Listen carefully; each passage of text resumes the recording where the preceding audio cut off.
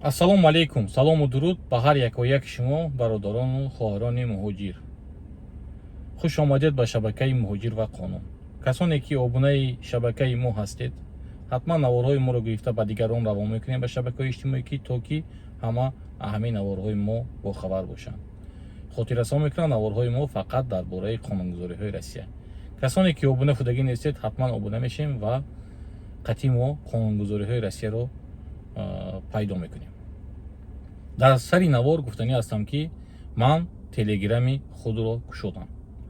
яъне ки чӣ хел ба канали телеграми мо обуна шавем ва чӣ хел саволҳои худро пешниҳод кунем ва ба саволҳои худ ҷавоб пайдо кунем. якумаш дар комментарияи навор, ҳамин наворе ки ҳозир ман мегузорам, якум комментарияше мекушоитон ҳамонҷо ба закреплённи сообщение гуфта буромадагӣ чиз аст. дар ҳамонҷо силкаи телеграмро мегузорам.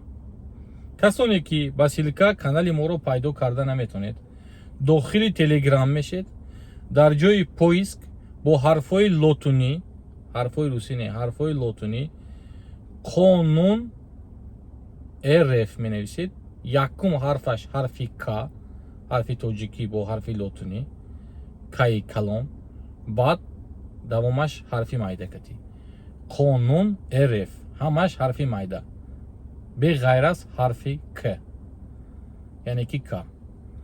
ва метавонед ки обуна шавед ва саволҳои худро дар ҳамон ҷо дар бораи внж, рвпу, савганду, патенту дигар ҳамаш ман ҳамон ҷо мекушам. як чизе ки мисол бо мо шумо дахл дорад, менависам ки дар бораи патент, дар бораи внж, рвп, дар ҳамон ҷо комментарияше менависед чӣ савол шумо дар ҳамин бора доред ва ман ҳаракат мекунам ба саволҳои шумо ҷавоб диҳам. ва дар ин шабакаи инстаграм ман ҳамаи қонунҳоро бо номеру, бо штамбу, бо дигари чиҳош мепартом. шумо метавонед ки шинос шавед. як хел одамое ки ба мо боварӣ надоранд, афсус ки ютуб ба мо ин хеле имкониятро намедиҳад, лекин телеграм медиҳад.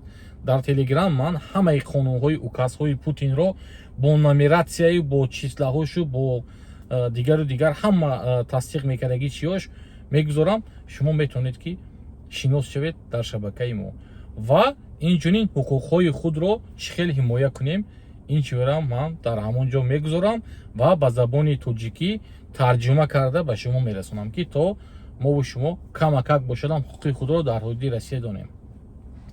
навор дар бораи чӣ? Навор дар бораи рвп, внж, дар бораи савганд, дар бораи рӯйхати сиёҳ.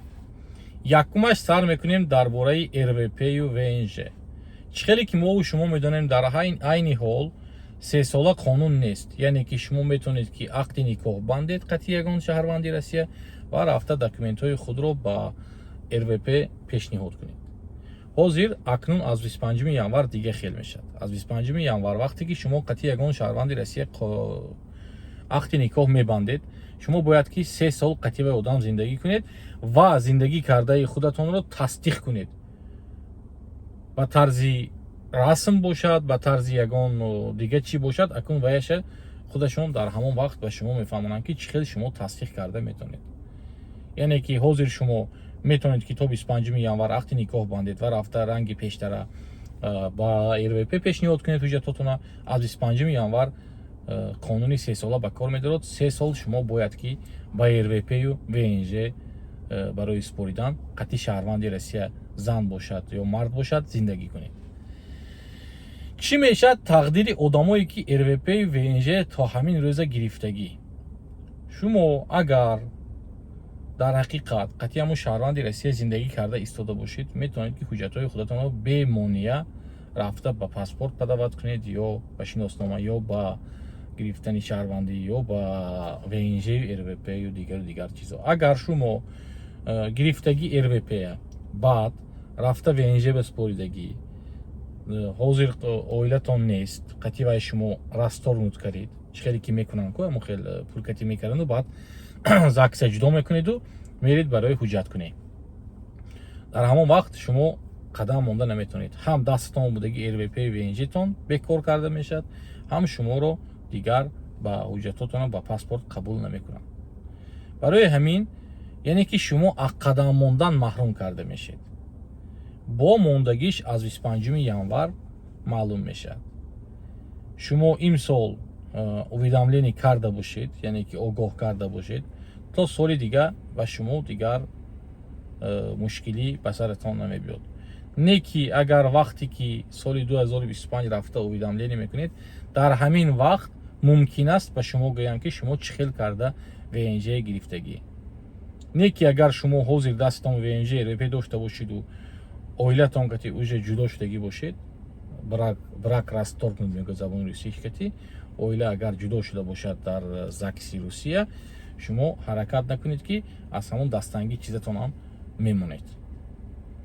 одамое ки аз нав супориданӣ ҳастед, қоидаи қонун то ҳозир то 25 январа ранги пештара.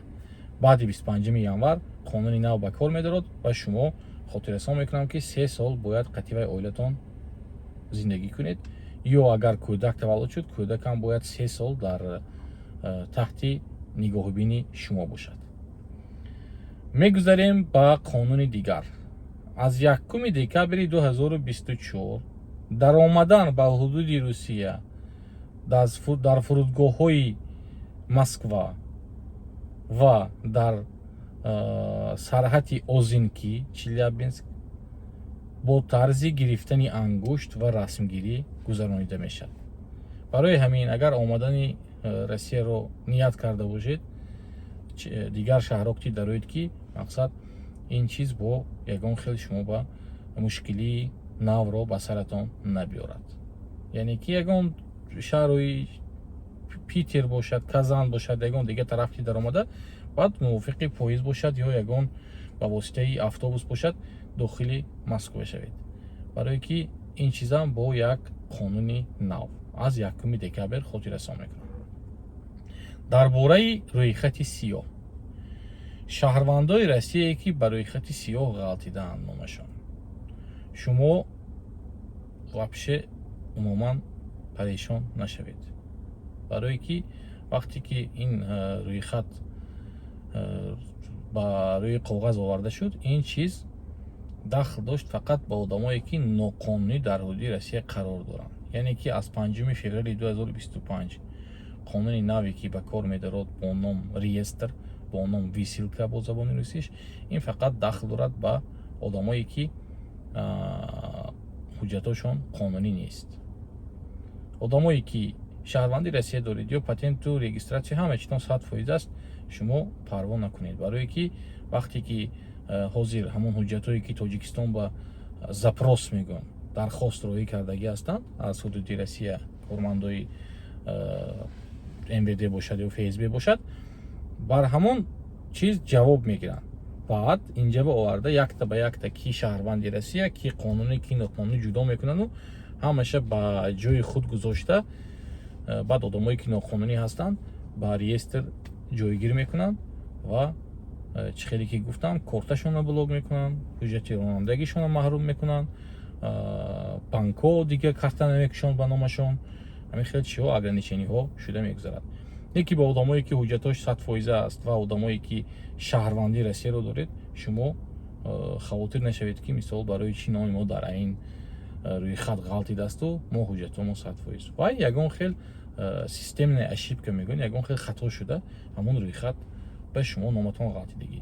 не ки вақте ки шумо як бор дигар Россия проверка мекунад, ҳама якта ба якта шуморо аз ин списка мебарорад.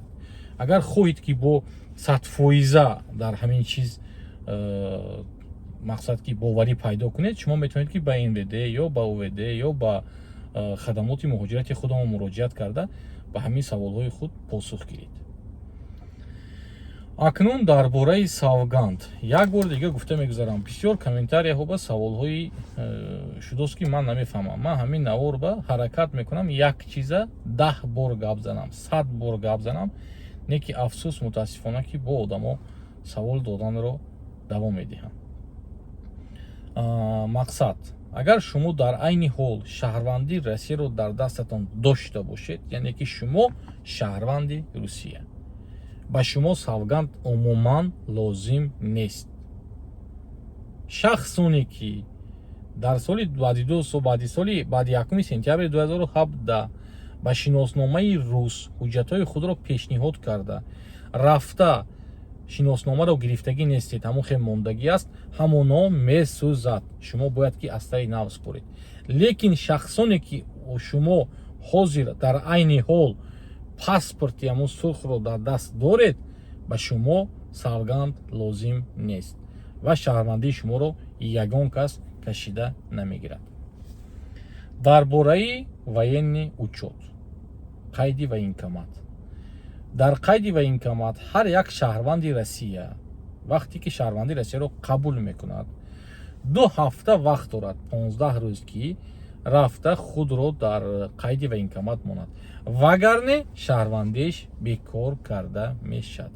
барои ҳамин одамое ки то ҳол ба тақдири худатон бовар карда гаштед, агар шумо дар оянда дар Россия истоданро хоҳед, агар кору боратон агар дар Россия бошад, рафта худро ҳатман ба қайди военкомат гузоред ки ҳозир метавонанд ки агар ҳамон қайди военкомат набошед, агар шиносномаи шуморо бекор кунанд. ин кор якум бор не, дар ҳамаи регионҳои Россия 1, 2, 3, 4 та 5 таша бар шабакаҳои иҷтимоӣ мепартон мебинем, неки аз ин рӯзо садҳо нафарро шаҳрвандишонро бекор карда истодаанд. ба ман камаш 80 та 90 та одам занг задаи ки шиносномаи моро бекор кард, чӣ кор кунем? баъди шиносномаро бекор кардан шумо дигар ягон кор карда наметавонед. барои ҳамин ҳатман худро бурда ба қайди военкомат гузоред, агар дар оянда истодан хоҳед, агар дар Россия. шаҳрвандои Россия ки дар қайди военкомат нестед ва аз Россия буромаданӣ ҳастед, ба Тоҷикистон бошад, ба дигар ҷо, шумо баромада наметавонед. шуморо ҳам тамом пограничник мегирад, паспортатонро мебинад, мегӯяд рафта қайди военкомат мон, баъд биё. ё мегӯяд ки рафтем қатимо, ҳамунҷа ҷошро протокол составид мекунад, МД баравон мекунад, МД мегирад, дар асоси протоколи шудагӣ шаҳрвандии шуморо бекор мекунад. барое ки шумо часть свой договор не выполнили. яъне ки уҳдадор будед ки шумо худатонро дар муҳлати 15 рӯз баъди гирифтани шиноснома ба қайди военкомат монед, лекин намондед. аллоҳи меҳрубон ҳамотон нигаҳбон бошад бародаро. як бор дига гуфта мегзарам, ман телеграми худро кушодам. ҳозир дар комментарияи видео телеграмро мегузорам. вақте ки шумо комментарияи ҳамин наворро мекушоед, якум комментария закреплённый сообщение, ссилка ба шабакаи телеграми ман. одамое ки мувофиқи ссилка дохил шуда наметавонед, медароед ба телеграми худатону, дар ҳамон ҷои поискаш бо ҳарфҳои лотунӣ, ҳамон телефонатона клавиатураша ба забони лотунӣ мегузаронем, дар ҳамон ҷо якум ҳарф бо забони русӣ к, дальше қонун РФ, қонун мондагӣ ҳамаш ҳарфи майдакатӣ ва дохили шабакаи мо мешед. ва дар он ҷо мо метавонем ки саволҳои ба муҳоҷират дахл доштаро яъне ки муфассалтар, фаҳмотар бо гузошта ба факту далелош барои шумо пешниҳод кунем.